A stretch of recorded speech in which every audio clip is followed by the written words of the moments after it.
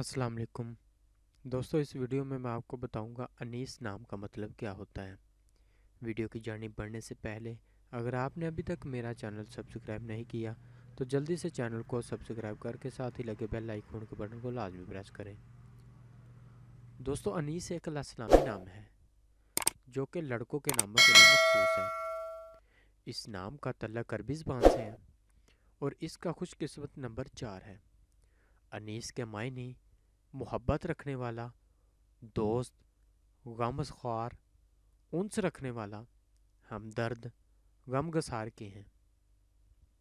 अनीस एक इस्लामी नाम है जो कि लड़कों के नामों के लिए मखसूस है। इस नाम का तल्लक अरबी ज़बान से है और इसका खुशकिस्मत नंबर 4 है।